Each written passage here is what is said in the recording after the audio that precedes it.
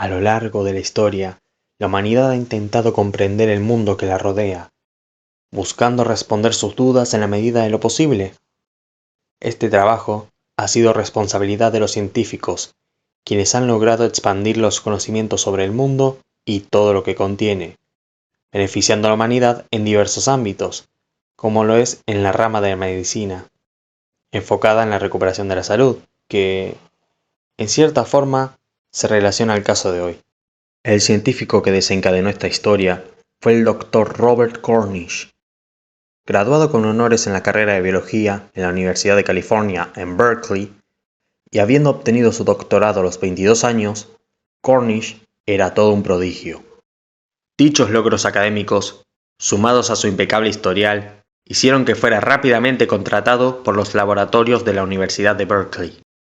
Durante su tiempo en los laboratorios, Cornish trabajó en diferentes proyectos, entre ellos el desarrollo de unos lentes especiales para poder leer bajo el agua. Sin embargo, Cornish tenía otros planes. Él buscaba algo que iba más allá de solo facilitar una acción como lo es la lectura.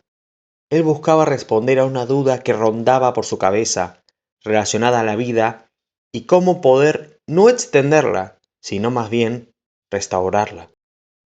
Su distinguida reputación le permitió obtener los medios para llevar a cabo sus experimentos en los laboratorios Berkeley, y, en 1931, el Dr. Robert Cornish comenzó el proyecto Lázaro, en referencia a la figura bíblica resucitada por Jesús. Al año siguiente, Cornish desarrolló un mecanismo que utilizaría cuando tuviera un sujeto de pruebas. En 1934, comenzó a experimentar con animales. Los 5 perros que utilizó fueron denominados como Lázaro, más un número que iba del 1 al 5, es decir, Lázaro 1, 2, 3, 4 y 5. Cornish le daba a cada animal una dosis brutal de éter, el cual es utilizado como anestésico. El éter era suministrado hasta que los perros eran declarados clínicamente muertos. Y una vez que eso pasaba, Cornish proseguía con su experimento. Su método consistía en crear un mecanismo que funcionara como si se tratara de un columpio o hamaca, balanceando el cuerpo de arriba a abajo y haciendo que la sangre fluya dentro del mismo. El uso de adrenalina, anticoagulantes, sangre y oxígeno, sumado al movimiento constante, podría, en teoría, reanimar los diferentes sistemas de los cadáveres, devolviéndolos a la vida. El método de Cornish fue incapaz de resucitar al Lázaro 1. Lo mismo ocurrió con Lázaro 2 y 3. Cornish siguió intentando y al final, el proyecto Lázaro terminó siendo un éxito, hasta cierto punto. Cornish consiguió revivir a los últimos 2 perros a través de su método. Sin embargo, los animales presentaban ciertas complicaciones que iban desde la ceguera, pasando por problemas motrices, hasta el daño cerebral. Además, ambos perros murieron definitivamente unos meses después de su resurrección, siendo Cornish el encargado de supervisarlos. Este hecho se convirtió en noticia internacional. A mediados de los años 30, la existencia del proyecto Lázaro llegó a los oídos de los directores Eugene Frank y James P. Hogan, quienes hablaron con el Dr. Cornish sobre una película que estaban haciendo y donde se filmó el propio Cornish realizando sus experimentos. Dicha película fue Life Returns, que pasó sin pena ni gloria. Por otro lado, la comunidad científica criticó severamente los métodos de Cornish con los animales, y la Universidad de Berkeley decidió expulsarlo. Pero eso, más que desanimarlo, lo motivó a continuar con el proyecto Lázaro en su propia casa, esta vez usando porcinos para sus experimentos, debido a su semejanza con los seres humanos.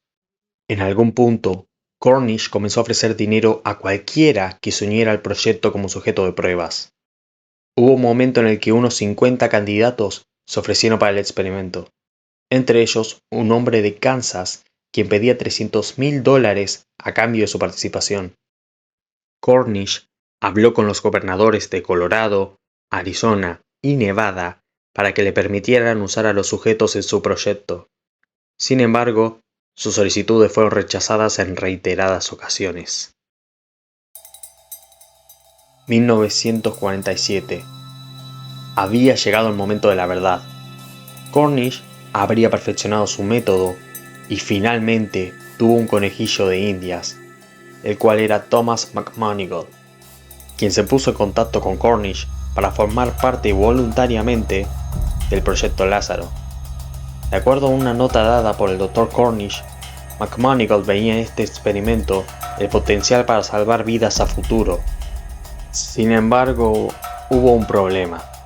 Las autoridades carcelarias de San Quintín se negaron a permitir que el experimento se llevara a cabo.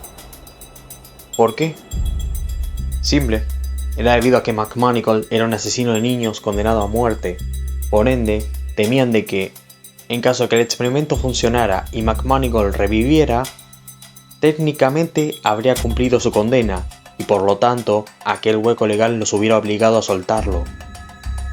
Al final, Thomas McMonagall fue ejecutado en la cámara de gas en 1948 y el Dr. Cornish terminó perdiendo la oportunidad de demostrar qué tan efectivo podía ser su método. La presión mediática y las críticas por parte de diferentes organismos internacionales llevaron a que el Dr. Cornish abandonara el proyecto Lázaro de forma permanente. Al final, su reputación se había degradado con el paso de los años y terminó usando su intelecto para la ciencia convencional. Murió en 1963 a los 59 años, sin poder llevar a cabo su más ambicioso proyecto en humanos, al menos no que se sepa públicamente. La pregunta permanece: de haber llevado a cabo el proyecto Lázaro en humanos, ¿Cornish habría tenido éxito? Y de ser así, ¿qué impacto hubiera tenido esto en el mundo?